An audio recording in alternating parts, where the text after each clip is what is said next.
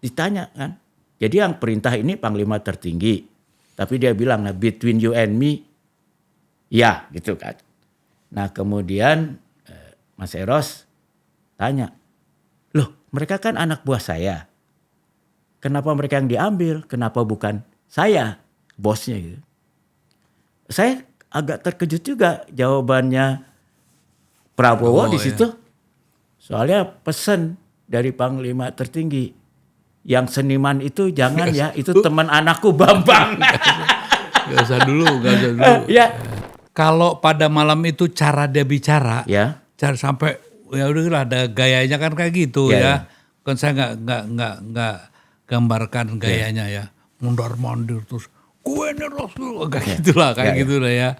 Nah kayaknya kok dia bilangnya, Ros jelek gue ini tahu nggak? Gue tahu tuh apa Geneva itu ya. Geneva. Orang yang tidak bersenjata tidak mungkin gue bisa bunuh. Gitu. Tapi sampai Pak Harto itu dalam perintah, ini kan perintah penculikan ya, bilang jangan dulu. Jangan yang ini karena ini teman anak saya itu kan, itu benar-benar satu koneksi ya yang luar biasa gitu loh. Karena memang sampai Pak Harto aja mikir gitu loh. Apakah itu karena ini ya? Jadi banyak sekali waktu itu sekeliling Bu Mega udah mimpi jadi menteri ini, menteri itu akhirnya semua posisi udah diisi gitu ya. Udah yakin banget menang ya. Sementara saya bilang kan kalau burung itu udah di tangan saya bilang. Burung itu kalau masih di atas genteng jangan dihitung. Yang sudah di kandang kita boleh dihitung. Jadi ternyata kekuasaan tuh memabukkan ya. Iya.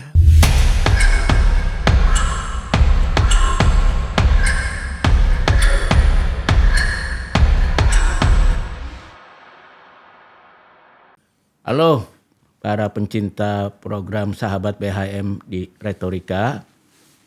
Hari ini rezeki nomplok. 2 sahabat saya hadir di studio. Yang pertama adalah orang yang sangat terkenal, Mas Eros Jarot. Boleh aku klaim sahabat BHM kan? Mahari Murti.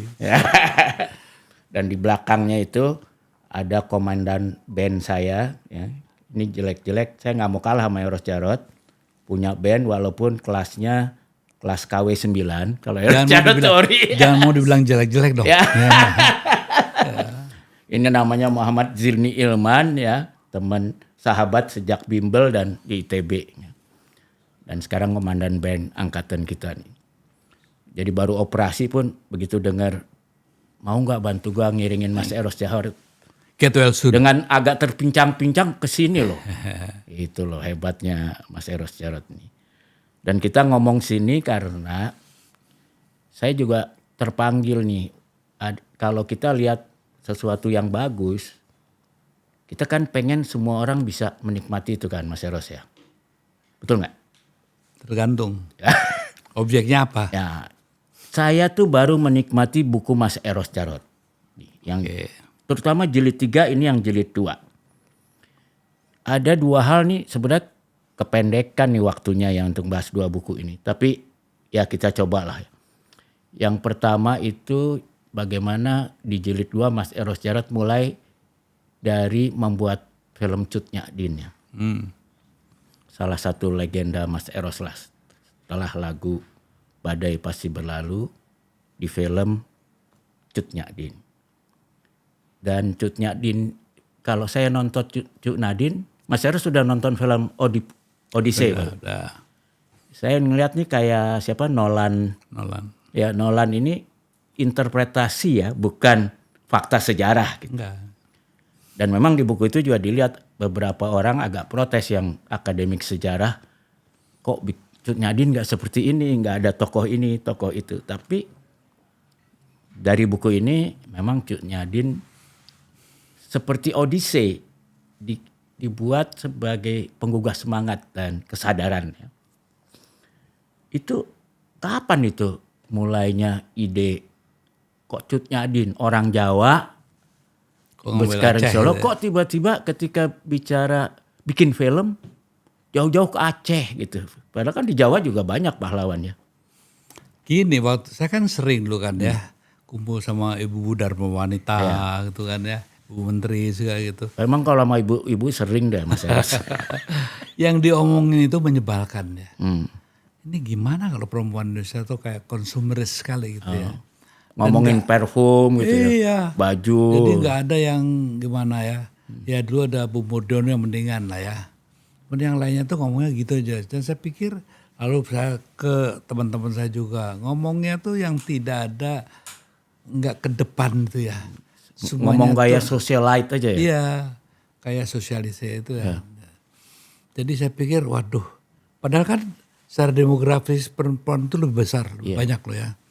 Kalau semuanya diposisikan hanya sebagai pendamping aja, itu kan buat saya pelecehan terhadap perempuan ya.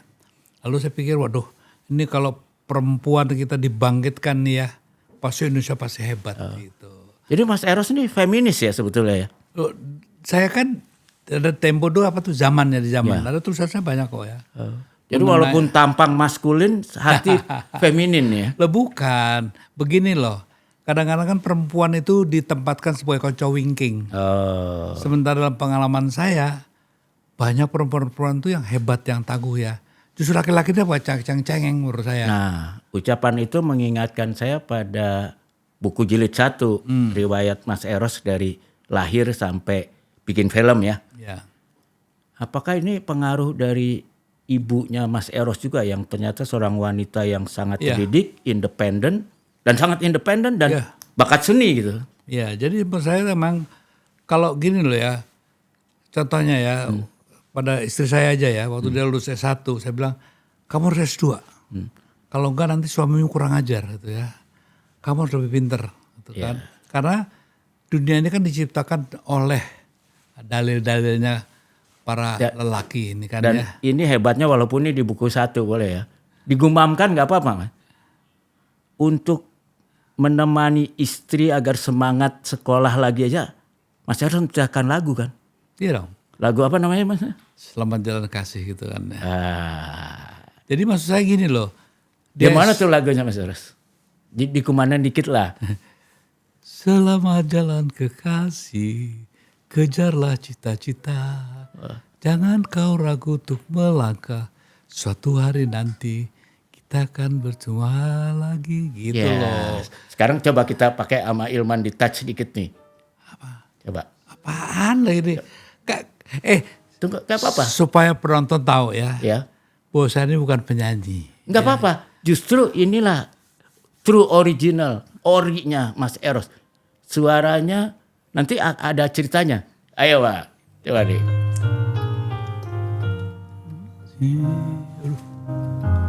Kejarlah cita-cita. Jangan kau ragu untuk melangkah demi masa depan dan segala kemungkinan. Gimana Mbak Dewi nggak langsung terenyuh, bener nggak? Dan gini loh. Akhirnya dapat doktornya dari Sorbonne kan? Iya. Itu universitas top lah di nomor 1 lah di Perancis bahkan Gini di Eropa ya. mungkin. Coba deh pada dulu ya.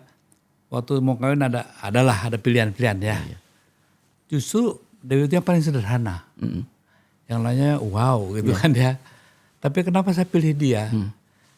Kalau sebagai seorang yang appraisal kan tahu kan ya. Yang harganya bakal naik itu kan tahu ya. Nah dia ini orang yang tekun belajar segala gitu ya. Makanya waktu dia S1 saya minta S2. Waktu S2 saya minta S3. Kalau udah S4 insya Allah saya suruh S4. Tapi dan cukup lah. Dan luar biasa loh. Ini kembali di buku 1 nggak apa-apa. Di buku 1 bahwa Mbak Dewi sampai mengubah jurusan sekolahnya. Dari ilmu politik jadi hukum. Karena dia bilang kalau kamu jadi suami saya ya lebih secara ekonomi lebih aman saya pindah jurusan. Ya kan? Benar kan? Terenyuh nggak dong waktu itu Pak? Gini kadang-kadang kan laki-laki sombong ya. Buat saya kan kalau kita mau membangun rumah tangga harus kerjasama dong ya. Saya nggak malu kok istri saya lebih penghasilannya lebih besar gitu ya. Kalau ngomong gitu kan Nabi Muhammad kan menikah istrinya kan makanya tuh super duper kaya raya. Para penghafal Quran ya. kenali substansinya dong, jangan abunya dong ya, tapi apinya, the flame of. Iya, iya. Jadi kalau benar-benar pengikut Muhammad, ya mestinya itu juga ditiru gitu ya. Dan gak usah malu kita Gak ya. usah. Sponsor by gitu gak usah malu. Iya. Dan benar gak kalau salah satu, kan berat nih ngejar Mbak Dewi ini. Karena kan kalau menurut buku itu Mbak Dewi ini lihat nih siapa begajulan, petantang petenteng ya, datang merayu gua gitu kan. Apalagi waktu itu Mas Eros kan di sana kerjanya serabutan kan. Ya. Pemain band, pakai cut bray, rambut gondrong juga kan waktu Iya itu. dong. Datang, tapi ini nih, itu aku seneng banget lagu kedua apa? Ku bisikan itu. Bisiku. Bisiku. Gimana Mas lagunya Mas? Ini Aku pengen denger lagi. Aku soalnya kecanduan sama lagu ini. Gini. Iya. Kan saya kan sayangan-sayangan saya kan orang-orang hebat ya. Iya. Terutama anaknya Munawir Sazali itu. Oh iya. Saya kenal juga tuh. Iya. Ya, saya kasih ekstra. Saya biarin aja. Iya. Buat saya satu. Laki-laki yang gak bisa ya menaklukkan perempuan itu bukan laki-laki menurut saya. Gitu. Ya. Jadi cara menaklukkannya tidak dengan kekerasan dong ya. Karena kalau keras melawan dia ya. Ngelawan.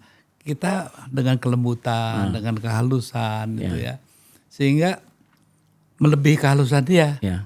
Makanya dia kelepek-kelepekan begitu ya. Ya. Jadi buat saya seorang laki-laki yang sok-sokan aja ya. Yang male chauvinisnya tinggi gitu kan. Biasanya kan begitu ya. Kalau menurut saya justru saya lihat tuh perempuan lebih tough kok menurut saya loh. Ya. Jadi cara kita menghadapinya makanya saya nggak bisa kasih kamu apa-apa. The only thing I can give you my true love. Nah, bahwa true love itu kan definisinya panjang ya. Gak usah dibicarakan lagi. Itu tiap hari juga bisa kita definisikan. Tapi bisa dilantunkan Mas. Ayo dong kita udah dong. Dikit lah Mas. Iya aku bisikan ya. Gak apa-apa. Aduh. Gak Ini apa, aku bayangin umur saya 25 tahun waktu itu kan. Iya, Gila. gak apa-apa. Aduh. Tapi ini kan from the heart. Yes. Ya. Kata cinta padamu oh Dewiku. Woi. Serasa kau tidur di pelukku saat angin berhembus di tamanku. Gimana gak runtuh lah itu ya benteng ya. Habis gak punya apa, mau ngasih apa? Iya. Ngasih berlian, gimana belinya gak tahu. Cuman dan ini ya gue berturut bahkan termasuk di buku Sahabat. Tapi sebelum meruntuhkan bentengnya Mbak Teh Dewi ini, rupanya yang sudah diruntuhkan itu bentengnya Pak Ilan ya almarhum. Ya. Ya, yang sudah bisa menerima calon mantu yang begajulan. Dan saya tertarik karena keponakan ya si Gilang Rahadian tuh. Ya, seperti udah kayak ya kayak mana nih. Dia bilang dia sangat appreciate sama Mas Eros karena berhasil membuat Om Ilan mengapresiat dia ketika dia mau jadi musisi didukung gitu ya. Ya enggak juga. Jadi waktu saya kan dengar kebetulan sekretarisnya itu teman saya ya. Jadi nah dia pertama bilang naonan maneh teh gitu kan. Wow. Bobogan, ini menak Sunda ya. Iya, bobogan bergajul tuh. Di nyakolah gitu kan. Nah dengar begitu dia bilang gue gak sekolah kurang ajar nih gitu ya. Saya kumpulin tuh angka-angka saya. Ya. Saya ketok pintu. Wakil dubes dia kan. Mau ketemu dia. Oke, begitu masuk duduk. Dia wakil dubes, saya kan student. Om saya dengar Om bilang katanya saya gak sekolah ya. Dan saya bilang, Om bilang juga saya anak bergajulan gitu ya. Om, tahu gak Om? Di sekolah tuh kalau angkanya di Indonesia tuh nggak 8 semua, nggak dapat surat ini Om, nggak dapat surat makan bebas begini. Jadi angka saya tuh segitu. Mana bisa orang bergajulan bisa punya nggak begitu gitu loh. Jadi saya tapi juga gara-gara ngalahin main catur kan? Oh iya dong, itu juga salah satu strategi. Kan dia kan juara di sana. Ya. Gimana cara ngalahinnya? Saya latihan tuh 3 minggu latihan sama teman saya ya. Belajar bukunya juga. waktu main dia itu kan kalau ngomong soal masa lalu ya perjuangan, wah berapi-api. Yeah. Saya pancing lah mengenai ngomong kaum Sahrir gitu kan. Supaya nggak fokus ya. Nggak fokus ya. Dia udah maju saya lajuin, saya jangan ngomong lagi. Dia kan nggak bisa fokus kan. Tiba-tiba dalam beberapa langkah mati dia. Sekali-sekali aja saya ngalahin dia hanya itu aja. Habis itu nggak mau main lagi. Ketahuan. Dan setelah itu setiap main saya kalah gitu ya. Jadi karena ini rupanya bakat politik pengalihan itu udah ada ya dari awal ya. So life is everything. Kehidupan itu nggak lepas dari politik. Hanya dipersempit pengertiannya dengan politik praktis gitu kan ya. Padahal the art of convincing the people to believe the art of the impossible thing to happen kan gitu.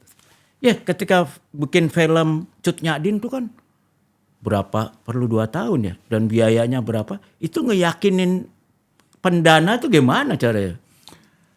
Kalau saya kan satu punya prinsip saya nggak mau dijajah ya. Saya punya complete freedom. Saya nggak bisa tuh disuruh sama cukong-cukong yang ngomongnya juga nggak jelas itu ya. Saya suruh bikin itu nggak mau saya. Pertama saya modalin sendiri dulu gitu ya. Ya dulu ada uang lah ya. Dari film, dari musik ya? Bukan, saya nggak pernah dapat duit dari musik itu nggak pernah. Jadi saya dulu ada ya pernah lah jadi apa ya CEO kontraktor gitu ya. Iya CEO juga dari beberapa perusahaan, saya punya perusahaan onderdil pesawat ya, cukup bagus lah ya. Cuman memang bakat saya nggak suka saya diperdagangkan tuh ya. Karena buat saya penipu semua tuh. Jadi saya nggak cocok saya gitu. Nah waktu saya bikin itu saya biayain dulu semuanya dulu ya. Nah saya yakinkan seseorang yang saya tahu, saya lihatnya ada orang bikin filmnya biasa-biasa aja. Dia pasti pengen cari nama kan, saya ajak dia. Lo mau gak lo gini-gini, gue cuma perluin begini gitu ya. Akhirnya kita kerja sama. Di tengah jalan begitu lihat saya gila begitu dia mundur. Ketakutan ya. Ya gak apa-apa, karena kan saya punya keyakinan bahwa sesuatu yang sudah direncanakan itu pasti berhasil kalau dilakukan secara benar ya. Dan itu meyakinkan karena Mas Eros taruh uang sendiri juga di situ kan. Iya dong, ya. Dan saya bilang sama Christine nggak dibayar, Mas Slamet nggak dibayar, yang itu tuh nggak dibayar semua deh ya. Gratisan itu semua. Ya gratisan dong, kalau kamu ya udah, saya bilang gitu. Sebab yang saya buat itu di situ pembuatan itu kan salah satu bentuk daripada mereka sering bilang sama saya kita kehilangan ruang untuk berkesenian. Di film tuh kesenian udah mati. Mas bilang oke, ini hidup caranya begini. Karena udah jadi komersil ya waktu itu ya. Jadi kalau mau ya apa kontribusi kamu. Nanti kalau untung kita bagi deh, saya nggak penting itu saya bilang gitu. Bahwasanya rugi itu bukan salah saya kan, rugi. Tapi hal itu yang saya tawarkan dan makanya mereka juga nggak ada itu. Ya yang beberapa yang main yang karena kehidupannya dari situ ya saya kasih lah. Walaupun nggak tinggi ya, seperti Om Pit, dan Sahara ya jenisnya. Tapi kalau bangsa Rudy Wawor, si Roy segala itu gratisan semua itu. Tapi kan film itu kemudian sukses, menang 8 Piala Citra ya. Tapi kemudian kan asumsinya waduh udah menang 8 Piala Citra pasti bioskop pengen banget kan. Ternyata terbentur dengan monopoli perfilman ya waktu itu ya. Kalau gini, karena waktu itu kan mungkin Pak Harto belum sempat aja berpikir bahwa kebudayaan itu penting. Ya. Dan dia juga nggak tahu pemerintah saat itu masih menempatkan kebudayaan itu di paling rendah. Marginal lah ya. Iya marginal, satuan ekonomi. Nah waktu itu pemerintah kan sangat concern mengenai film import. Kan dari situ dia dapat duit ya kan. Kalau film Indonesia menguasai lagi, mereka nggak bisa mengontrol kan. Jadi udah ada yang berkepentingan karena dapat duit ini. Iya dong. Jadi memang waktu itu kenapa saya tentang? Karena saya sudah baca bahwa nanti akan dibunuh semua ini film nasional. Kenapa? Saya lihat gejalanya di tingkat 2 ya, daerah tingkat 2. Di kabupaten semua mati tuh. Kota, kabupaten kota mati, nggak ada. Yang ada hanya di provinsi. Di skup tentuan dia. Dan dua dihabisin. Sehingga yang namanya sangkar emasnya perfilman nasional kan di daerah. kalau dimatikan dia kan kehilangan income-nya. Sehingga akhirnya tergantung semua sama film import. Iya. Sampai sekarang pun. Jadi ini semacam penjajahan juga ya. Itu yang saya sesalkan tuh ya. Jadi kalau orang-orang ngomong tuh, makanya saya kalau ngomong seenak-seenak saya sendiri gitu. Karena saya pikir memang kayak sekarang aja kan, gimana coba deh, ya kan? Apa kita mau serius? Apa saya harus menanggapi Prabowo secara serius? Bilang aja Prabowo itu Kopdes ada 83.000 bisa jadi bioskop tuh. Gini aja deh ya. Orang bilang ke saya aja. Ya. 2 bulan aja deh, saya kasih waktu 3 bulan dah. Ya. Bisa bikin 1.000 koperasi itu luar biasa. Ya. Ini orang berapa itu udah 8.000 kan, pusing saya. Ya. Macam apa kualitasnya, dan banyak hal itu mungkin lebih pada apa nih, dressingnya lebih penting. Ya, tapi substansi dan apa yang seharusnya itu tidak diperlukan. Dan kembali ke buku itu, Mas Eros selalu merasa ini harus orang-orang film harus bergabung dong melawan ya. Ternyata tapi tidak. Dan kemudian ternyata mereka tidak ya. Yang sepuh-sepuh ini justru, enggak. Apalagi ketika Mas Eros kemudian bikin film Langitku, Rumahku. Rumahku ya. Itu kan tentang persahabatan dua orang yang kelasnya beda. Tapi dan dapat 2 penghargaan Citra. Tapi ketika mau disebarin punya masalah juga. Masalah lagi. Karena saya tuntutannya kan we have to control ya yang kita produksi. Dan mereka mau kontrol gitu kan. Contohnya waktu Cucunya Din diputar jam 8, jam 7.30 udah diputar, kan nggak benar dong itu ya. Jadi penonton pada telat semua. Jadi hal seperti itu yang tidak disadari. Jadi ini semacam sabotase ya benar. Oh betul. Itu masih terjadi sampai sekarang? Kalau sekarang mungkin ya karena medsos kan sudah berkembang ya. Agak takut mereka. Agak takut. Nah kalau. Dan sekarang ada saingan juga kan, selain ada beberapa lah paling nggak. Ya nggak terlalu dominan tapi ada lah ya. Jadi sebetulnya apa sih? Yang sekarang ini kalau orang film pada ngeluh, saya cuma ketawa aja. Enggak, itu kan justru kalau kita lihat contoh ke negara lain ya. Korea Selatan tuh kan sangat berhasil karena mungkin jumlah bioskop per kapitanya paling tinggi di dunia. Karena di zamannya, seingat saya di Korea itu zamannya siapa yang diktator militernya itu. Dia tuh kan susah untuk demo langsung dipenjara apa-apa. Akhirnya ruang mereka protes hanya membuat film.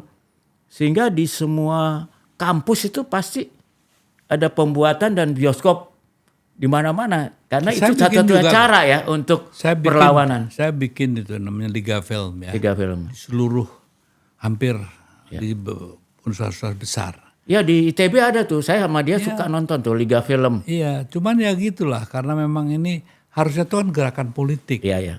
Cuman pengertian politik itu dipersempit. Kalau politik seolah-olah partai gitu ya.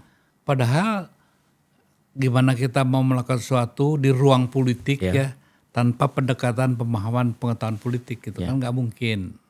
Jadi memang ya gitulah saya diam aja lah. Dan kekecewaan Mas Eros kok ternyata sesepuh film Indonesia tuh menerima aja.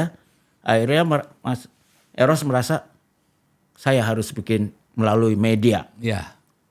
Akhirnya bikin Tabloid Detik. Jadi awalnya tuh Tabloid Detik sebetulnya untuk perjuangan ini. Iyalah. Tapi kemudian di tengah jalan dipanggil sama Harmoko. Bukan, sama Mas Tok. Pak Guntur Soekarno Putra. Untuk dampingi Mega ya.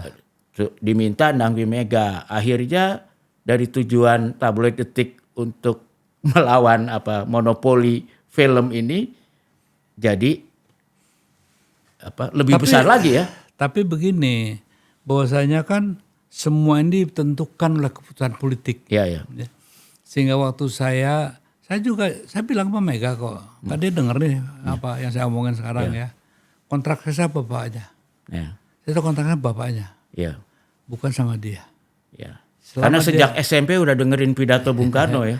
Selama dia mengemban ajaran itu yang tidak dipersempit ya. Ini sekalian supaya kita nanti enak memahaminya ya. Kan marhanisme itu sering banget diomongin ya. Siapa yang bisa mendefinisikan? Nggak ada satupun. Tahu nggak sih gitu? Makanya saya bilang, saya tawarkan kemarin juga saya pidato di GPAGMN itu substansinya dari marhanisme. yang saya tulis juga di buku itu kan, kemerdekaan, merdeka dan memerdekakan itu substansinya Marxisme menurut saya, menurut Eros Jarot loh ya. Ya. Nah di buku ini baik jilid 1, 2, 3 tuh ke hubungan Mas Eros dengan Megawati itu kelihatan lah akrab ya dan dipercaya. Tapi ada satu misteri. Kapan kenalnya dengan Bu Mega itu? Nggak ada loh di buku ini. Iya, sebetulnya saya lebih dekat dengan Ibunya ya? ibunya dan si guru ya. Ya. Guru. Adiknya ya? Iya. Saya tuh kalau sama Mbak Mega tuh, Mbak Mega orangnya kan introvert dulu ya. Dan kita juga nggak inilah ya. Karena dia kan nggak begitu suka politik. Jadi nggak bersinggungan. Saya sama Mama Sto sering ya. Kalau sama guru karena sama-sama musisi ya? Pernah Ya, satu dulu band guru, kan? gini, guru itu dulu rambutnya segini. Ya. Kantong kiri buku kecilnya Mao Zedong, Ya. sininya Che Guevara. Waduh. Iya. Jadi bacanya bawahnya itu terus. Makanya kita dekat ya. Pokoknya bilang tumben ada orang kayak gini punya perhatian ke sana. Sebab dulu kan saya tidak boleh ya. Di politik itu bahkan untuk sekolah kedokteran boleh. Sekolah insinyur boleh, nggak boleh sekolah sosial politik. Pada saat itu loh ya di Jerman ya. Sampai segitunya. Bahkan walau pulang ke Indonesia nih, dulu masih di mana itu, di Kemayoran ya. Itu diperiksa ya? Iya, ditanyain dulu kan. Saya karena temennya ya ada hubungan sama Bung Karno gitu lah ya. Ya Mas Eros sendiri tapi kan itu kan, belajarnya engineering juga kan? Iya, karena nggak boleh. Ya nggak boleh. Hanya boleh kedokteran dan engineering. Terus pertama kenal sama guru di situ, baru kenal sama ibunya ya? Jadi gini ya, dulu itu kan dia tuh orang ya namanya presiden ya kan. Ya saya tuh dulu kader. Saya lebih dekat sama Pak Ruslan Abdul Ghani gitu ya. Jadi kalau lihat saya tuh saya kan paling bandel gitu ya, yang paling berani ngelawan itu ya. Nah dia agak tertarik sama saya. Nah kalau umpamanya waktu itu kan presiden sudah saya masih SMP kan udah di penjara dia. Dia meninggal tahun 70 kan. Nah waktu dia tahun 70 meninggal tuh saya udah sakit, udah patah hati lah ya. Makanya saya juga salah satu, ya udah saya tinggal di Indonesia nggak sehat nih gitu. Oh antara lain ke Jerman gara-gara itu ya? Loh ada juga dan kekecewaannya. Kok kayak begini sih gitu, kok jahat sama. Jadi kalau Gen Z sekarang bilang, kabur aja dulu, itu ternyata Mas Eros sudah duluan ya? Oh iya dong, karena apa? Karena waktu Indonesia itu gelap. gelap. Waktu itu betul rasanya gelap, gitu nggak boleh gitu, nggak boleh gitu ya. Jadi saya pikir udah saya di sana aja lah gitu. Jadi kalau dibandingin dulu sebenarnya sekarang nggak gelap-gelap amat ya? Nggak gelap amat. Justru sekarang banyak center ya. Iya banyak center ya. Terus di situ kenal sama guru akhirnya di Jerman itu. Jadi guru itu dulu sangat revolusioner ya. Yang terus kita dirikan Suara Mardika. Ingat nggak tuh? Iya. Nah, cuman saya dulu bagian untuk Indopropnya, edukasi propaganda itu saya ngasih. Dan sampai sekarang grup ini tiap ulang tahun Korea Utara masih ke sana kan? Untuk memberi apa? Cuman sayangnya waktu itu saya kan sebulan, 2 bulan. Gue kapan deh? Dia nari-nari terus gitu kan. Terus lama-lama kok nari-nari kok jadi lembut begitu. Pusing saya jadinya. Waduh, kayaknya kok it's not the way we pada saat kita pertama mendeklarasikan. Makanya saya bilang, ya sudah deh Gur, lu terus sana deh. Saya tak minggir gitu. Jadi dia lebih ke estetikanya ya. Iya. Ke politiknya agak menjauh. Sementara waktu itu kan saya bilang bahwasanya kayak Wali Songo kan gitu ya. Ya melalui kebudayaan. Jadi memang kebudayaan itu lebih cepat ya. Nah, tapi kalau untuk nari-nari itu gimana caranya gitu kan ya. Itu kan juga yang waktu itu ada perbedaan ya. Walaupun kalau Amir Khan dengan film dan nari-nari bisa loh pesan politik. Justru saya pikir itu kan sebetulnya bisa digunakan. Tapi sebagai alat perjuangan. Jadi tadinya mau kayak Amir Khan gitu ya. Iya, jadi kita kan melalui itu kayak dakwah gitu ya. Dakwah, tapi tidak vulgar. Ya, gitu lewat budaya lah. Iya, dengan merasa dirinya memahami seni kesenian Indonesia aja, itu satu langkah untuk lebih tahu lagi gitu ya. Tapi kan kalau cuma nari-nari gitu aja ya, physical gitu ya. Lebih physical gitu ya agak sulit ya. Karena yang saya lihat justru yang kok jadi performer gitu kan, entertainer. Ya, Sedangkan kita kan bukan entertain only ya, untuk mata, Ya. tapi pikiran dan hati juga gitu. ya, mengubah mindset ya. Nah terus gara-gara guru jadi kenal sama ibunya Bu Fat ya. Ya jadi saya udah kayak anak sendiri lah. Ya. Bahkan sering tidur di sana ya, di kamarnya guru ya. Iya di Sriwijaya. Lalu baru dari situ kenal Mas Tok, Lo kalau Mas Tok kan gini, Mas Tok itu kan dulu senior. senior di GMNI ya. Ya. Jadi kalau ya namanya kalau anak presiden ya kan ya udah kita menghadap kayak gitu ya. Tapi waktu saya sudah dekat sama Mas Guntur sama guru segala itu memang kan dari dulu kan saya memang bagian Indoprop saya kan. Jadi saya sangat memperdalam itu. Gitu Dan Mas Tok tuh kelihatannya emang satu gagasan sama Mas Eros ya. Karena dia kan termasuk bilang yang bahwa Marhainisme ini tidak harus tergantung sama keluarga Bung Karno kan. Karena Ya memang nggak ada hubungannya. Soekarnoisme itu bukan biologis gitu, Bukan. ideologis ya. Iya, justru itu yang sekarang saya sayangkan. Makanya sekarang ini kan orang bilang kok kenapa sih Mbak Mega begini begitu? Karena dijadikan. Ya. Yang menjadikan siapa? Ya followernya itu. Yang tidak tahu sebetulnya tujuannya apa adanya Megawati dan diadakannya Megawati gitu. Tapi itu kan udah, kalau saya lihat dari awal Mas Eros sudah tahu kan, makanya agak kadang-kadang hubungan Mas Eros dengan PDIP ini seperti disembunyikan kalau di buku yang ketiga terutama kan. Sampai kalau mau ada kongres disediakan tempat yang rahasia yang banyak orang nggak tahu supaya bisa nyusun pidato. Di kamar nggak boleh aja. nongol Nggak gitu. boleh nongol ya gitu. Ya. Ya begitulah artinya apa ya? Ternyata buat beberapa teman ya, saya nggak sebut orang lah ya, kekuasaan itu segalanya. Ya. Sedangkan buat saya kekuasaan yang tidak memberikan arti apa-apa pada tujuan kita gitu ya. Artinya kemenangan politik itu harus disertai kemenangan ideologis. Ya, sebab kalau saya lihat di buku ini terutama jilid 3 tuh boleh dikata kata PDI jadi PDIP Perjuangan tuh dari gagasan Mas Eros juga ya. Ya karena nulis Gara-gara nulis pidato ya. Kan saya bilang gimana untuk membedakan PDI sana PDI sini. Ya PDI Suryadi ya. Iya. Kalau kita PDI terus-terusan lewat apapun kita pasti kalah. Ya. Makanya kita harus rubah nama. Yang cocok apa ya PDI Perjuangan, katakan Perjuangan, ya kan? Jadikan Dan itu. PDI-nya hilang sekarang. Iya, makanya kan justru saya bilang sama teman-teman itu bahwa rohnya ini jangan sampai hilang. Gitu. Nah sekarang perjuangannya itu untuk siapa? Ya.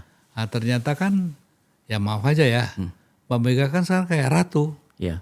bukan kayak ketua umum partai. Tapi kelihatannya masih ada harapan. Saya lihat waktu peluncuran buku ini di Gedung Kesenian, berapa 2 minggu lalu kali, Bu Mega datang loh. Itu kan satu. Ya, Padahal mendatangkan Bu Mega itu Presiden SBY, bahkan berapa presiden nggak bisa. Kok Mas Eros bisa mendatangkan Karena Bu Mega? saya mendatangkan dia sebagai manusia.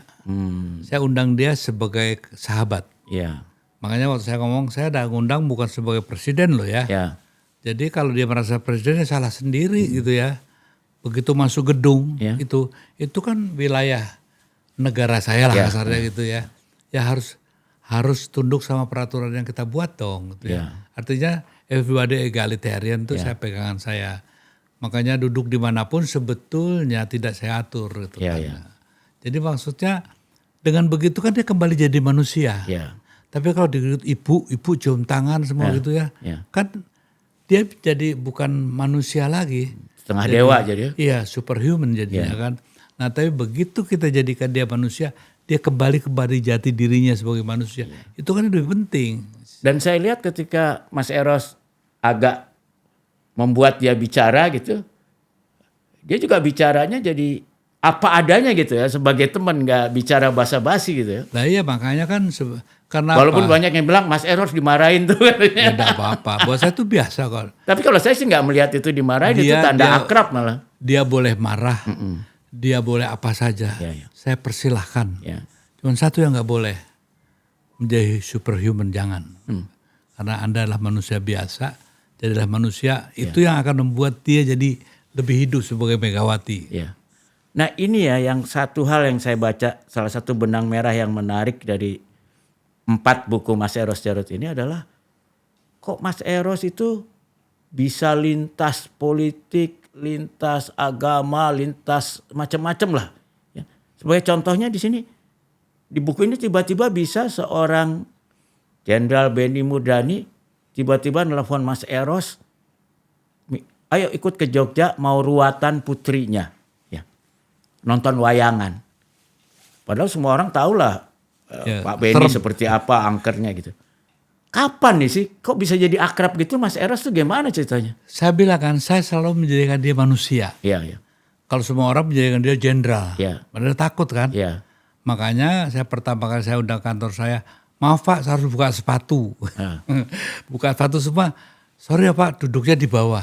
Oh itu yang waktu saya hadir waktu di kantor Detik itu pertama kali ketemu Pak Benny? Bukan di sebelumnya kantor film. Oh kantor film. Saya suruh duduk di bawah semuanya. Kita ngomong. Nah dengan begitu kan dia kembali jadi manusia, ya kan? Dengan dia kembali jadi manusia, dia kalau sama saya ketawanya ngakak mulu kok ya, nggak serem. Apa juga karena sama-sama Soekarnois? Sebetulnya apa? Dia tuh juga pecinta keindahan juga ya. Oh iya. Kalau itu udah rahasia umum lah. Jadi kalau kita ngomong itu santai lah ya. Iya. Kesalahan orang ngadep dia kan pasti ada keinginan. Iya. Ya, saya diberi satu untuk simulasi jet tempur F-15. Ya. Dulu si Teddy Rusi pernah dengar Teddy Rusi? Iya tahu, asisten beliau. Ya saya bilang, yaudah Teddy buat lo aja deh gitu. Saya nggak, untuk apa? Supaya saya bersih dari gituan. Selama saya dulu kan Megawati ya, saya orang keduanya. Saya kan bisa jadi apa aja dengan mudah. Mau jadi dubes bisa, mau jadi menteri bisa. Bahkan gosipnya menteri seknek ya. Iya bisa, cuman saya memang gini. Saya coba nama saya ada nggak di salah satu BUMN aja deh ya.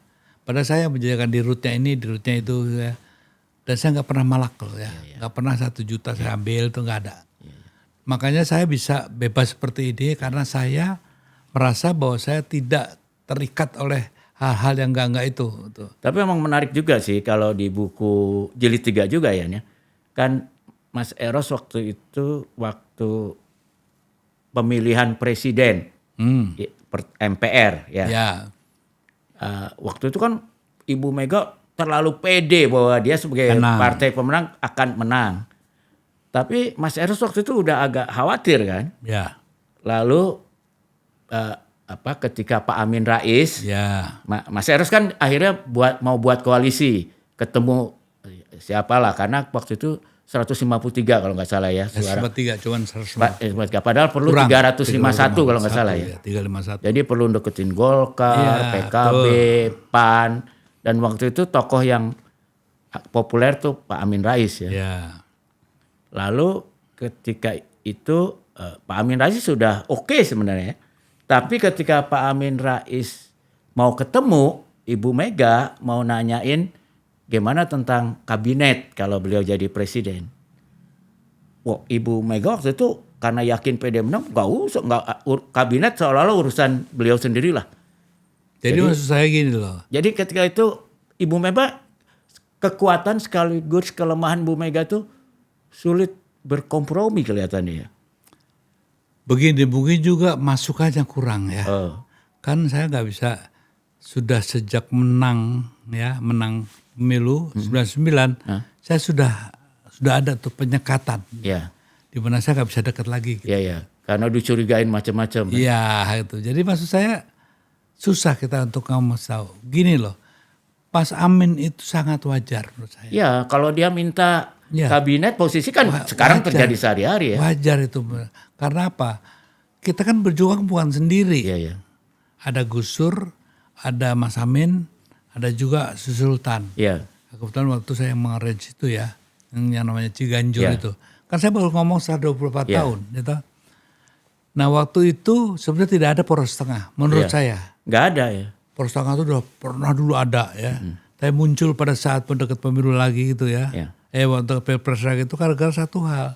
Andai kata waktu itu, kalau nggak salah Mas Amin mengajukan berapa kursi lah gitu ya. Dia berapa saya tawar.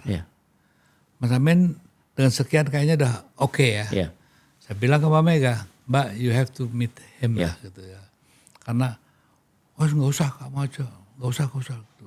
Loh Pak, nggak bisa dong, gitu. Iya. Karena dia juga ikut berjuang. Saya Bahkan bilang Mas Eros sendiri nggak boleh ya ketemu. iya, kalau gitu saya ada yang mewakili. Iya. Gak boleh juga. Waduh, ini gimana kan? Sedangkan saya udah bilang Mas Amin, diutuslah Julvan. Iya. Nah waktu itu Mas Amin mungkin saya Udah tersinggung ya. Saya nggak lihat sendiri keadaannya. Mas Amin ngomongnya ke saya, Dek, Mas Eros, iki piye? Kok saya nemuin aku yang nemuin saya kok Julvan. Iya. Jadi waktu aku pas masuk tuh dia pakai jerutu. Nah Iya, itu iya. dia merasa, waduh kayak dilecehin gitu ya. Nah saya bilang, aduh mas saya bohong kan. Saya juga tugas di luar kota Iya, disuruh gini-gini. Kan gak enak. Iya. Lalu ini orang Jawa loh yang ngomong, ya wis, kau dulu wae, nanti dia aja nanti. Jadi kayak itu kelahirannya Poros Tengah Menurut dari saya situ itu ya. secara politik loh ya, pilpres. Ya. Kan membesarnya Poros Tengah itu kan di situ kan Ya. ya. Nah pada saat itu saya udah bilang, waduh ini kok udah nggak baik nih. Dan sebelum itu ada Megawati kan dengar nih apa yang saya omongin ya. Iya. Waktu belum diumumin, Iya.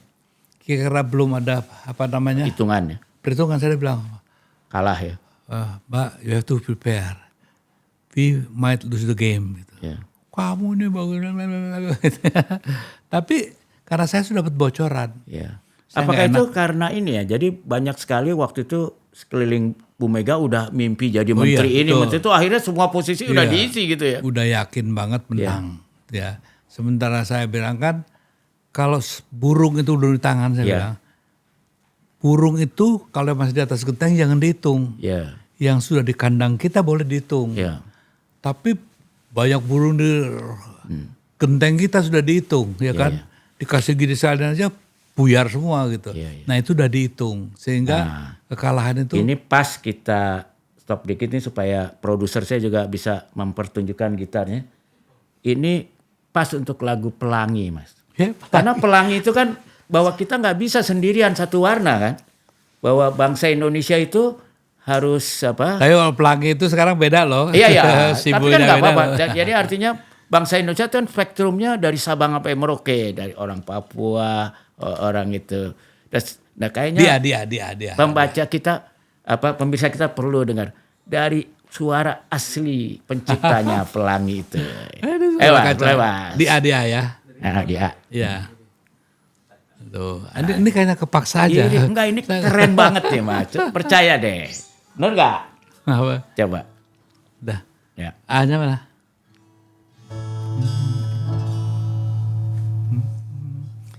Bagaikan langit berpelangi, terlukis wajah dalam mimpi,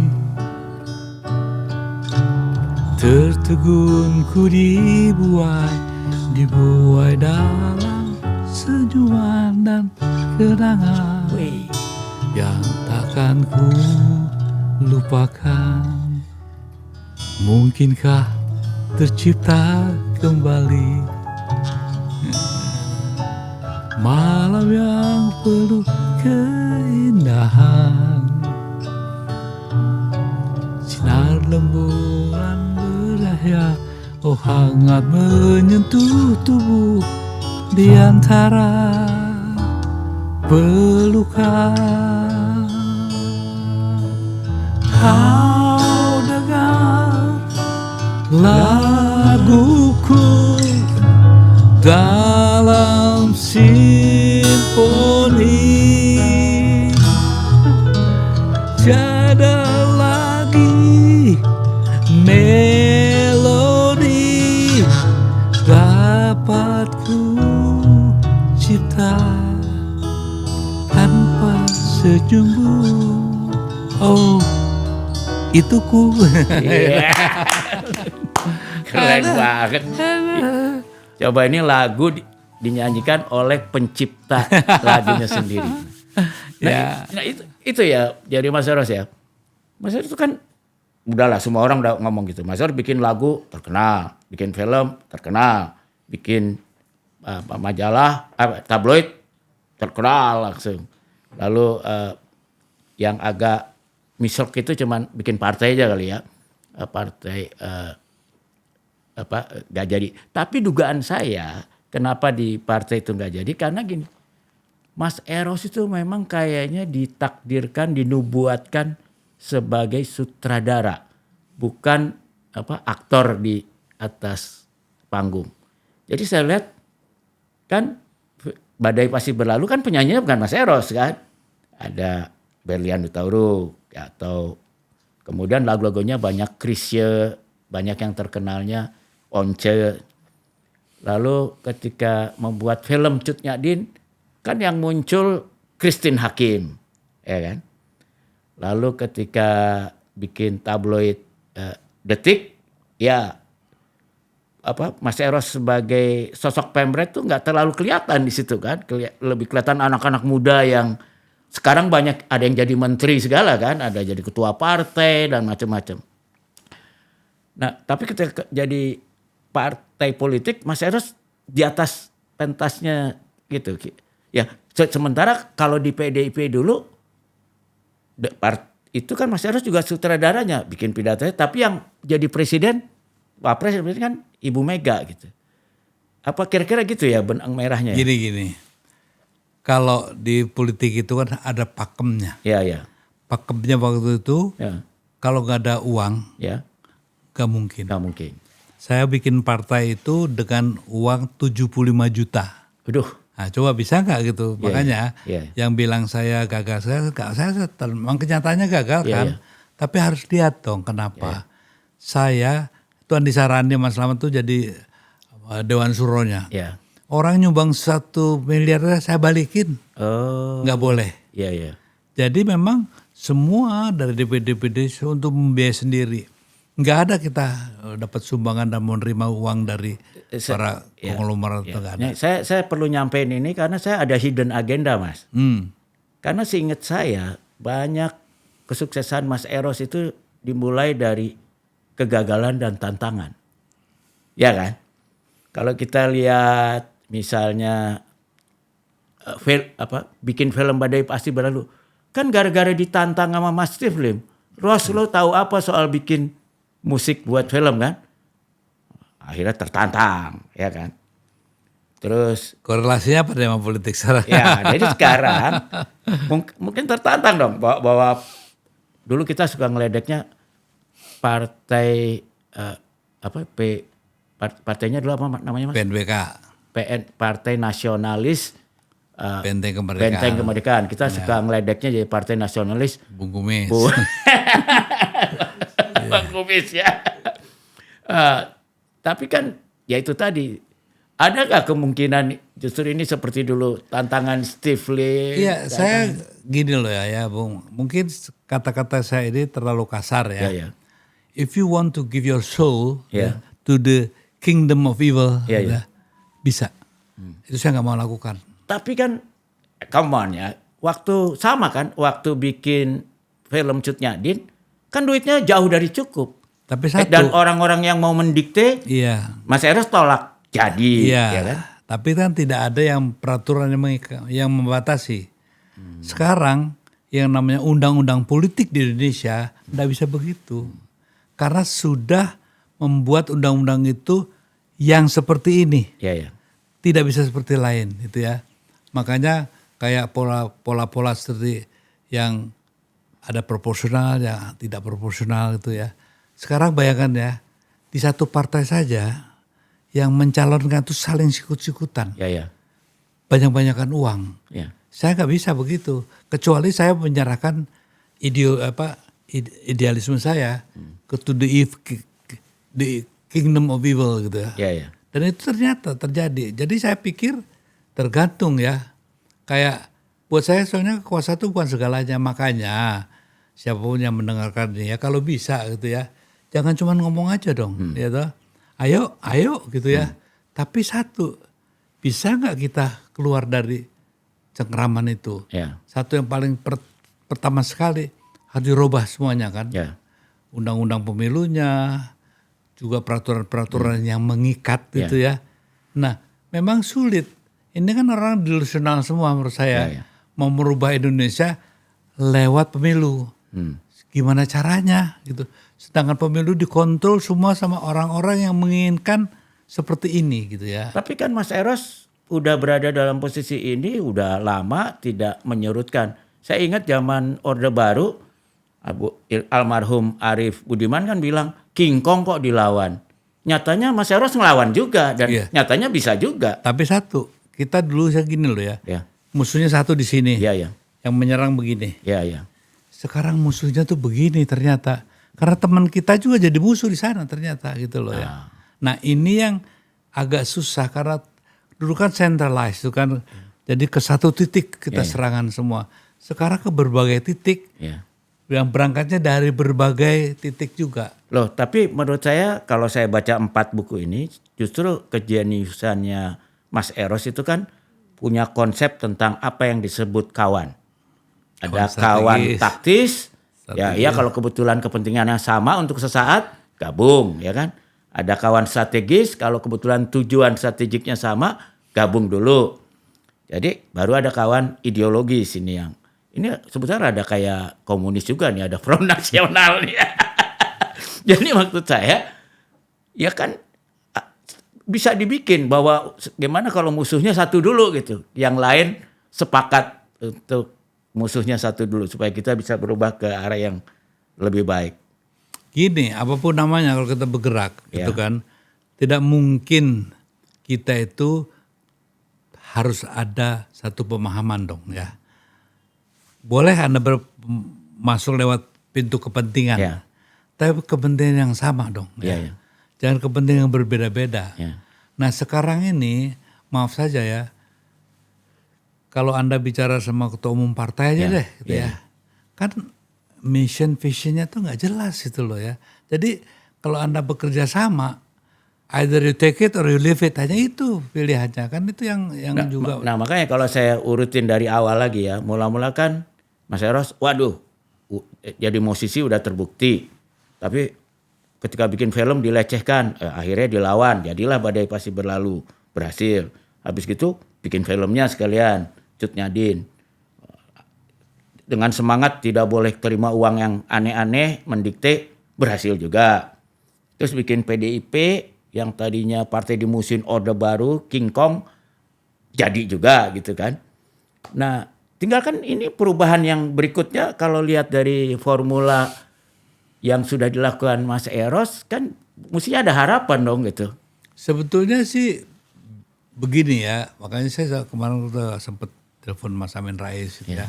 Mas Yeni juga anaknya Gus Dur ya.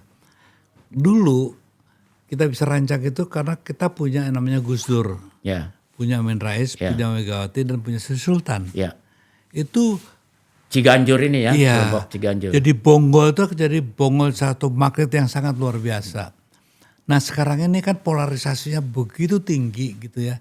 Terus arah dan tujuannya juga sangat melebar gitu ya. Sehingga perlu waktu, tidak semudah itu. Tapi justru ini kan tantangan buat Mas Eros. Karena saya lihat, coba Mas Eros, ini yang menarik di buku nomor 3. Mas Eros itu membangun gerakan bersama teman-teman PDIP yang muda-muda. Salah satunya Haryanto Taslam. Keluar dari rumah Mas Eros di Deplu, Jalan Deplu, hilang ya kan. Desmond. Habis gitu Desmond hilang. Yang menarik bagi saya adalah ketika kemudian di buku itu Mas Eros sebagai pemret majalah Detak ya. Diminta teman-teman wawancara Om Cum, Pak Sumitro. Nah Mas Eros ini kan luar biasa ya kan.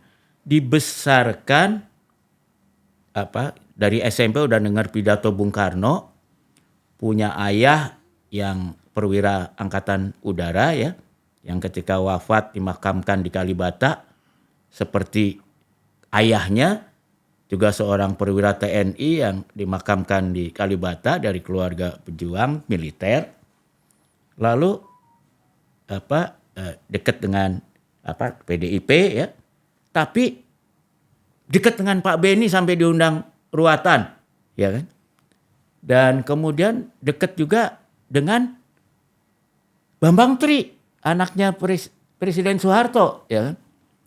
Dan sampai yang menarik buat saya adalah ketika kemudian di akhir wawancara dengan Pak Sumitro bilang, Ros, kamu kan kawannya anak saya, bawa kamu temuin dia, ya kan? Temenin dia. Terus Mas Eros kan bilang, waduh, apa dia mau saya temuin? Nah, terus dia bilang, oh pasti mau, nanti saya atur. Kemudian besoknya atau hari itu juga, besoknya ya kalau nggak salah, telepon, terima. Nah, ada dialog yang menarik ketika Mas Eros ketemu waktu itu Letjen Prabowo Subianto yang baru saja dipecat ya. Bukan dipecat lah, diberhentikan dengan hormat. Lalu ketika datang, dia sangat apresiatif karena dalam keadaan susah kan orang gak ada yang mau datang. Lalu Mas Eros tanya, kenapa diculik itu Haryanto Taslam, Desmond? Itu kan dari kantor gua. Dari rumah di Deplu. Ya, dia bilang, aku dapat perintah. Perintah dari siapa? Ya kan? Ya pasti yang bisa perintah Danjen Kopassus siapalah. Tanya kan sama Mas Eros. Kasat. Oh Kasat aku bisa argumenta. Pangap mungkin tahu. Tapi ya, ini operasi sangat rahasia. Oh kalau gitu Panglima tertinggi. Ya lu tahulah gitu kan. Kira-kira. Nah kemudian ditanya kan. Jadi yang perintah ini Panglima tertinggi. Tapi dia bilang, nah between you and me, ya gitu kan. Nah kemudian Mas Eros tanya, loh mereka kan anak buah saya. Kenapa mereka yang diambil? Kenapa bukan saya, bosnya gitu. Saya agak terkejut juga jawabannya Prabowo di situ. Ya.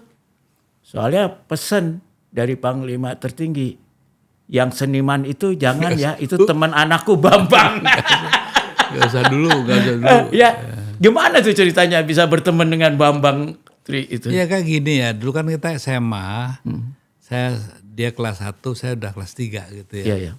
Nah, dia waktu main band, dia mintalah kita jadi seniornya. Iya. Gitu. Ya, saya sering, waktu SMA Budi Utomo ya? Ya, kita latihan itu di depan Cendana itu, rumahnya Pak Harto kan nomor 8 di depannya kita. Ya. Nah, kita sering latihan di sana jadi kenal lah ya. Nah, Bowo ini kan sejak dia Letan saya sudah kenal gitu ya. Karena sahabatnya tuh sahabat Mas Eros ya. Sama almarhum ya Maijen Edi Budianto ya. Kita sering ketemu dia gitu ya. Jadi waktu saya sebelum masuk Akabri kan? Iya sebelum masuk Akabri dia pernah datang ke studio kita ya. Studio pemancar lu ya. Kita anak bandel. Bowo itu anak sopan. Iya. Anak sopan bukan bahasa Indonesianya belum lancar ya. Gitu. Dan dia itu orang yang apa sih? Ya orang sopan lah menurut saya. Korek ya. Iya kalau kita kan anak jalanan ya. Kang berantem. Kalau dia enggak. Gitu. Jadi apa sih? Waktu saya ngomong gitu ya kayak temen aja sebetulnya. Oh, jadi udah bukan kayak the general apa segala. I don't care gitu kan. General kayak apa. Sampai hari ini pun gitu ya. Saya nggak merasa bahwasanya pokoknya saya harus ke sana. Ya kalau di tempat resmi Bapak Presiden yang terhormat pastilah ya. Kalau udah kedua suruh jadi Bapak Presiden. Tapi sampai Pak Harto itu dalam perintah, ini kan perintah penculikan ya.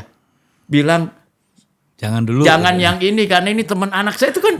Itu benar-benar satu koneksi ya yang luar biasa gitu loh. Karena memang. Sampai Pak Harto aja mikir gitu loh. Kalau keluarga gini loh, mereka tuh kenal kok ya. Saya anak bandel tuh ya.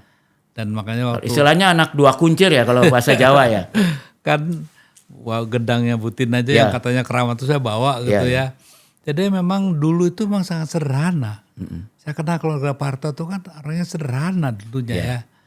Bahwasanya setelah saya tinggal balik lagi ke Indonesia tahun 75 pertama kali ketemu tuh memang udah kaya gitu. Bambang tuh orangnya sederhana sekali. Semuanya tuh sederhana. Saya tahu persis lah ya. Jadi kalau ada orang-orang bilang bahwa begini begitu itu kok kayaknya nggak bener gitu ya. Nah di buku itu setelah kejadian itu Mas Eros kan sangat apresiatif sama Bambang Tri. Tapi nggak diceritain langsung kontak Bambang Tri atau nggak untuk bilang terima kasih atau apa gitu. Oh saya sih Berapa bulan yang lalu saya makan berdua gitu ya. Masih artinya apa ya? Kita boleh berbeda politik ya. Tapi kan berteman jangan dong ya. Kita boleh aja. Contohnya saya sama Titi segala deket kok gitu ya. Cuman saya udah lama gak ketemu Mbak Tutut aja ya. Tapi saya gak ada rasa apapun. Dan mereka tahu. Bahkan waktu Bambang ngawinin anaknya ya. Saya dulu ditarik gitu ke tempat Pak Harto gitu ya. Ya. Untuk kita foto-foto gitu ya. Saya lihat dulu dan anak-anak kan sering sempit pikirannya. Iya. Dikira waduh ini pasti udah orangnya cendana ternyata. Udah gitu deal ya. Iya. Jadi dulu Pak siapa Hayono Suyono ya yang itu suruh motretin dia. Kamu yang motretin. Ya saya sama Pak Harto ada Tutut segala begitu ya. Ya kita foto aja. Jadi gimana sih? Rasa itu yang harus gak boleh hilang. Nah tapi gimana nih Mas Eros membedakan ya? Kan bisa juga dituduh oportunis atau nggak bisa gitu. Karena kan di satu sisi sebagai pribadi teman, tapi bertempur secara politik, secara kekuasaan. Waktu di Bredel saya datang kok. Oh. Waktu di Bredel saya datang ke Bintara. Kenal lagi makan, saya ngomong Bang, gue sekarang di Bredel ya. Nanti yang Bredel Babylon nih. Dan ternyata terjadi kan. Ya terus dia bilang apa Bang? Ya dia sih. Dia kan pendiam gitu orangnya. Dia orangnya pendiam dan itu buat saya dia seorang kawan yang baik lah ya. Jadi kalau dihubungkan mentang-mentang anak Pak Harto gitu. Makanya waktu pas kita pegang kekuasaan ada laporan saya bahwa istrinya Bambang tidak boleh bawa anaknya ke luar negeri. Saya bilang sama Gus Dur sama Mbak Mega, nggak bisa itu. Lalu saya telepon orang di bandara segala gitu. Dan siapa yang melarang itu? Nggak ada itu, nggak ada instruksi dari presiden, wakil presiden, tidak ada yang seperti itu gitu. Dan aku bilang masih mau jalan pergi aja loh. Dan ini kan kayak politik ya, coba bayangin waktu pemilihan presiden Mbak Mega merasa dikhianati oleh Mas Dur dan Mas Amin ya, Amin Rais ya kan dengan poros tengahnya gitu. Tapi kemudian Mas Eros bergabung dengan Mas Amin menggulingkan Gus Dur kan. Ya sebetulnya itu gimana? Tapi hubungan dengan Yani tetap gimana tuh? Itu buat orang awam tuh unik banget tadinya. Kalau Gus Dur itu kan penasihat di keliling dia, saya rasa tidak menasihati dengan baik. Kalau dia ngotot tanda tangan dekret itu pasti hancur. Iya. Dan kita udah bilangin Yani waktu itu seperti nangis-nangis. Tapi kan penasihatnya salah satunya sahabat Mas Eros juga Pak Marsilam. Ya itu saya nggak mau tahu ya. Karena kan saya nggak lihat dari dekat ya. Apakah Marsilam menasihati saya nggak tahu. Tapi yang jelas dia mengeluarkan dekret. Dan itu kesalahan yang paling fatal kalau menurut saya. Karena itu membunuh demokrasi ya. Betul. Jadi hal itulah yang sebetulnya membuat Gus Dur seperti itu. Dan satu lagi. Tapi hubungan sama Yeni sama Bu Nursia tetap baik. Orang kemarinnya masih betul saya. Sama Zastro itu masih. Oh iya. Dan Zastro tahu semua. Karena apa? Kita tuh kan dia tuh udah kayak kakak saya. Ya. Walaupun saya gimana pun saya tetap sayang sebagai kakak loh ya. Tapi pada saat itu gini loh. Sebenarnya yang nekat itu kan kita semua. Ya. Gus Dur tuh masuk ke istana tanpa portfolio. Iya. Ya kan. Saya tuh buat meganomic plan itu 1,5 tahun. Ya yang kata Laks, dokumennya udah semeter ini. Itu ada Menteri Keuangannya Argentina, Lee Kuan Yew sebagai penasihatnya, Makoto itu dari Menteri Keuangannya Jepang, segala banyak kok ya. Yang kita selalu mintakan itu. Dan kita sama IMF itu berapa kali-kali ya. Kita ini kan dari 175 item kita cut jadi 125, kita cut lagi jadi 75. Itu sudah persiapannya begitu, tiba-tiba nggak jadi. Gus Dur juga masuk, makanya kan setiap Jumat tuh ada pusing. Ini mau ngomong apa lagi nih? Nah jadi sebetulnya memang kalau saya lihat banyak elit-elit kita itu ternyata tidak kuat menahan nafsu. Nafsu berkuasa itu boleh ditahan Jadi dulu. ternyata kekuasaan tuh memabukkan ya? Iya, menurut saya gitu. Nah saya beruntung mungkin ya. Karena saya dari umur 25 kan saya udah dikenal gitu ya. Buat saya, what is a fame gitu kan. Dan saya lihat kan dulu kakek saya juga seorang amtenar gitu ya. Bupati, terus wali kota segala. Saya lihat ya gitu-gitu aja. Jadi saya lihat saya paling senang menemani teman-teman yang jatuh. Ya, ya. Pak Benny dipecat, saya temenin. Ya. Pak Rudi dipecat, saya temenin. Ya. Terus Pak Murdiono dipecat, saya temenin. Gitu ya. Tapi kok Pak Jokowi nggak ditemenin? Ya buat saya kan saya nggak hitung. Karena buat saya apa? Ini apa ya? Memanipulasi banyak hal. Ya. Ya, ya. Buat saya makanya saya bilang yang paling mengerikan dia itu satu, dia merusak peradaban. Itu yang saya garis bawahi ya. Kalau korupsinya bisa kita inilah ya. Jadi bukan sekedar level birokrasinya, budaya yang dirusak ya. Iya, budaya. Nah makanya kemarin saya lihat Bowo juga Pak Presiden ya duduk tuh di 71 sebelahnya Jokowi, sebelahnya ini kan apa ya? Tapi jangan-jangan Presiden ngikuti ajarannya Mas Eros. Ada teman taktis, ada teman strategik, ada teman ideologis. Begini ya, namanya teman. Iya, ya. Kalau teman itu cuman levelnya bisa diingat tadi. Tapi kalau udah pengkhianat, perusak, itu bukan teman dong. Itu harus jelas dalam hal ini ya.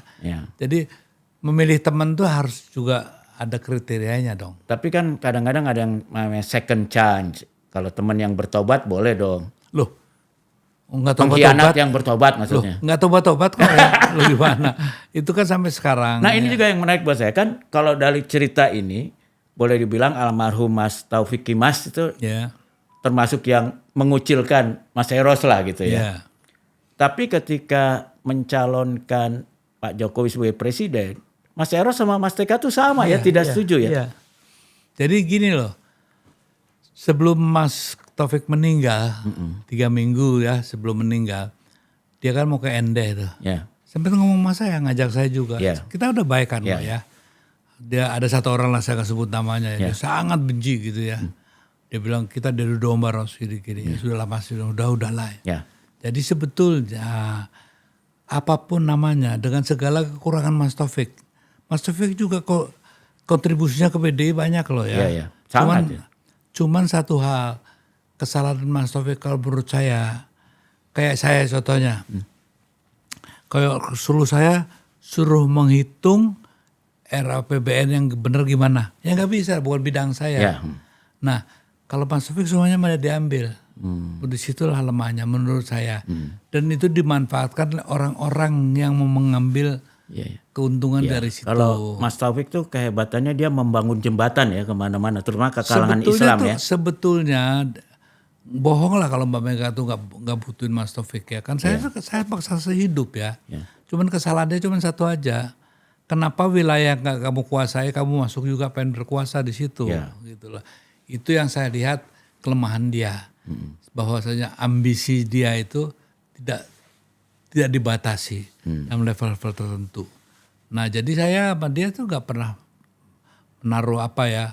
Buktinya pada saat dia mau meninggal itu kan ngomong kita baik-baik kok, kakak adik lagi gitu kan. Dia kan saya dekat sama dia tuh dekat, cuman kan dirusak sama orang-orang yang mungkin ya nyari keuntungan sehingga jauh gitu ya. Makanya Mbak Mega juga kan bilang gitu, seolah-olah masa kan wah gimana, kita gak ada apa-apanya kok, karena apa? Karena dia tahu, Megawati tahu tuh siapa saya. Gitu.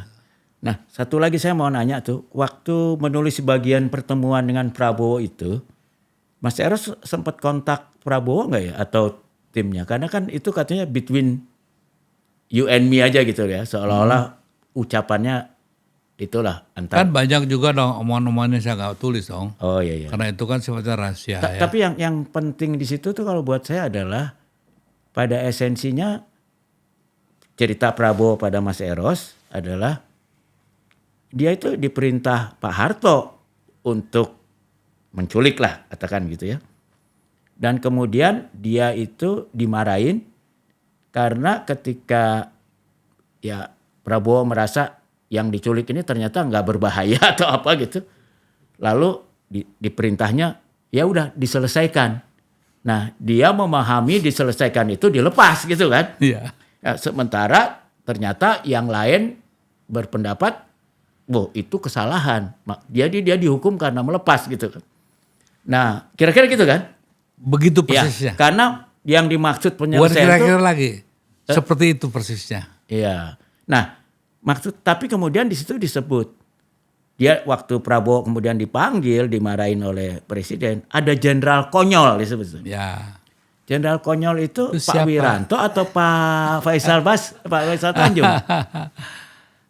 Nanti tanya sama Prabowo sendiri ya. Iya, ya. Kalau nggak salah. Ya. Kan dia sekarang sering lupa tuh. Ya. Hitung-hitungan aja salah.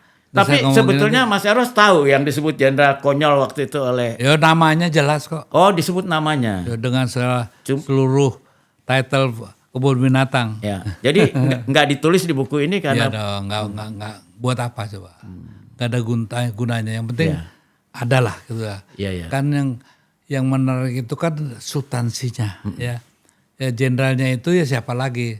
Tapi kan ada lagi mahasiswa yang ngomong. Ya, tapi nah gini, karena Mas Eros dengar sendiri dari Iya. Prabowo. Mas Eros percaya nggak dengan penjelasan Prabowo? Saya gini, waktu itu kan belum seperti sekarang Iya, loh iya. ya. Dulu saya lihat Prabowo tuh gak seperti sekarang. Kalau sekarang ini agak lucu aja menurut saya. Iya, iya. Kalau dulu kan, wah militer gitu ya. Jadi waktu Dan itu percaya ya dengan ucapan Prabowo pada itu, Mas Eros percaya? Prabowo tuh kurang pandai membohong. Oh, Tuh, jadi saya percaya. percaya ya. Iya. Dia tuh Waktu orang yang- itu ya? Iya waktu itu. Sekarang nih setelah ke temennya siapa saya nggak tahu. Iya. Menurut saya memang Prabowo dulu yang saya kenal sama sekarang berbeda. Bahwasanya dia nggak mau menganggap saya temannya, nggak masalah gitu ya. Jadi Mas Eros tuh percaya bahwa semua yang diculik timnya Prabowo itu hidup, dilepas. Yang hilang-hilang itu bukan... Menurut Prabowo begitu. Iya. Karena orangnya masih hidup. Bisa Iya. tanyakan aja, yuk kan wartawan. Iya. Kata Eros Jarot begini. Iya. Nah, nanti dijawabnya gimana? Yuk bilang ke saya. Enggak, maksud saya, Mas Eros kan juga tahu jenderal-jenderal lain, kenal Pak Beni, kenal apa segala macam. Mas Eros percaya memang yang sampai sekarang nggak ketemu itu, yang ibu-ibu kamisan kadang masih itu Bukan memang Bowo. bukan yang diambil Pak Prabowo. Kalau pada malam itu cara dia bicara, Ya, cara sampai ya udah lah, ada gayanya kan kayak gitu Iya, ya. Kan saya nggak gambarkan gayanya ya. Mundar mandir terus gue ini Rasul kayak gitulah kayak Iya, gitu lah ya. Nah, kayaknya kok dia bilangnya, Ros jelek-jelek gue ini tahu nggak? Gue tahu tuh apa Geneva itu ya. Geneva. Orang yang tidak bersenjata tidak mungkin gue bisa bunuh gitu. Gue jelek gue tahu tuh Ros, gue bakal gue lakuin. iya, iya. Gitu. Dan Jadi dia kan- pernah juga membangkang itu di Timor Leste ya. Ya. Jadi menurut saya dari cara dia berbicara, orang kalau bohong kan beberapa menit kemudian bisa berubah dikit. Itu sampai saya pulang sama kok. Apalagi yang kenal Mas, karena kenal dari dia SMA, Iya. emang bukan tipe yang Bukan tipe pinter bohong. Iya. Dia sangat tidak pandai membohong. Iya. Dan menurut saya apa yang diomongin itu sering ceplos-ceplos apa adanya. Ya. Itulah Bowo gitu ya. Nah, satu hal lagi yang juga nggak ditulis namanya di sini, kan ketika Prabowo cerita gimana dia tahu suasana di rumahnya Mas Eros, dia bilang, lu pikir semua anak buah lu bersih?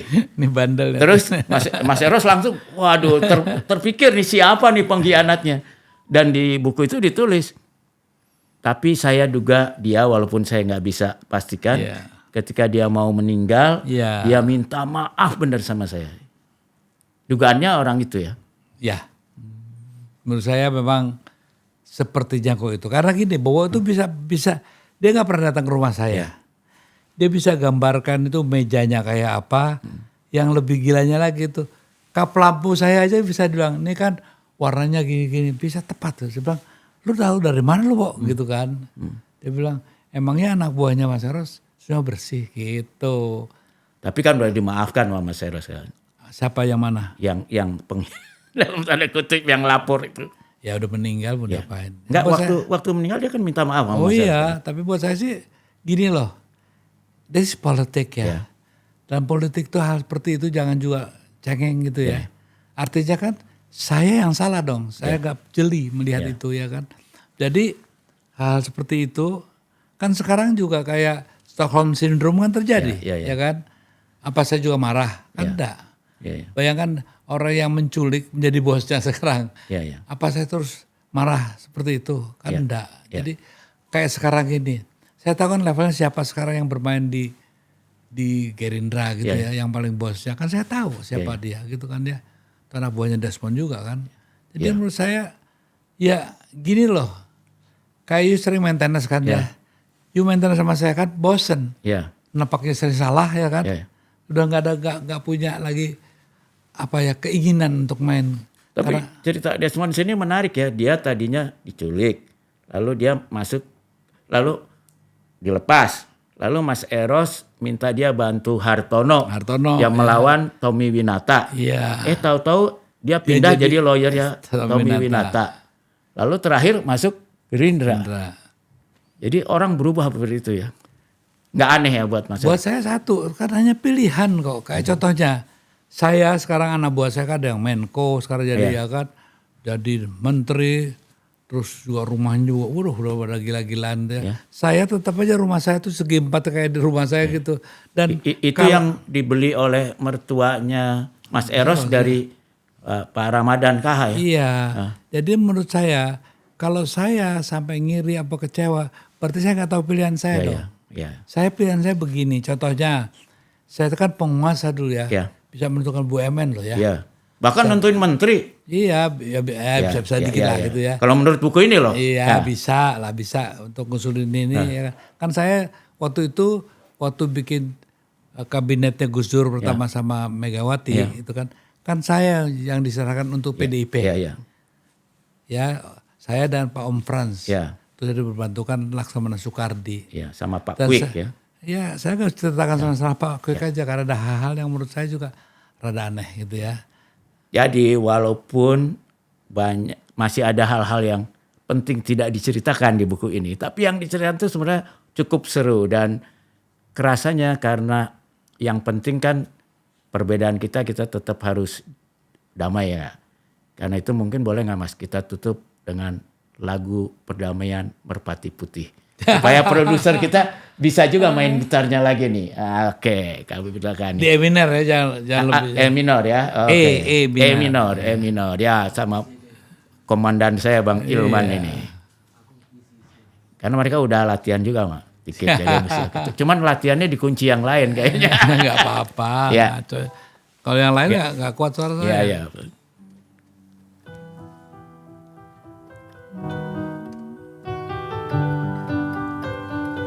Jadi ingat zaman muda.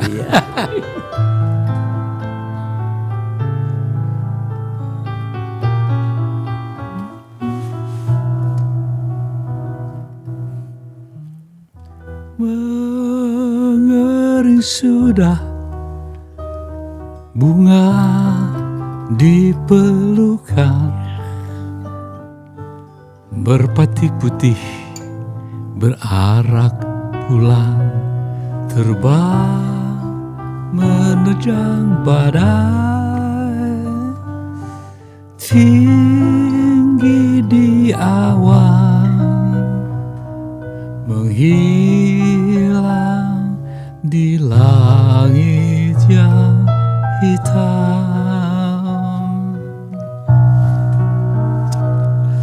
Selamat berpisah, kenangan bercinta. Sampai kapankah jadinya aku harus menunggu hari bahagia seperti dulu. Bersama kasih kembali mesra, bercumbu rayu memadu satu, janji berjuta bintang dalam pelukan sehangat pagi yang cerah.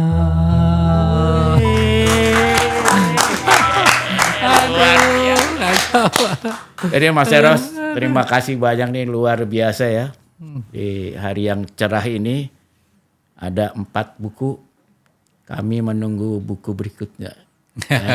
Buku Karena tentang saya Bambang berharap Harimurti satu. ya. Saya sudah sampai pada ujung. Kita udah coba struktur politik, ubah undang-undang, mengamandemen konstitusi.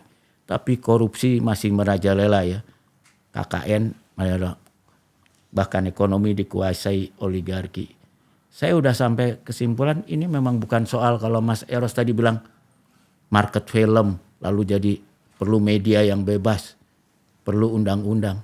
Kalau menurut saya memang kita harus menciptakan budaya Indonesia yang baru kita. Dan saya melihat Mas Eros tuh levelnya udah level pejuang kebudayaan, udah bukan pejuang politik, Makanya bukan saya pejuang bilang, musik.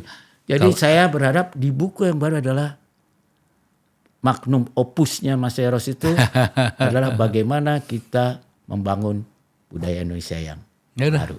Okay? Selama ada Bambang Harimurti ikut bidan. Ya kita semua lah, kita kan harus bangun budaya kita yang baru, yang meritokrasi dan baliknya. Dan terima kasih karena itu kita akan mengundang lagi Mas Eros. Dan mudah-mudahan ada lagu yang barunya lagi ya, yang juga menginspirasi kita. Dan demikianlah para penonton sahabat WHM, sudah saya kenalkan dengan 2 sahabat saya, Mas Eros Djarot dan Bung Ilman ya. Dan juga produser saya sekarang kelihatan wajahnya ya. Yang belum kelihatan memang kameramen Dimas. Lain kali kita tampilin juga deh sebagai perwakilan Gen Z. Dan jangan lupa klik dan subscribe supaya Mas Eros nggak bosan datang ke sini dan melantunkan lagunya. Oke, bye-bye.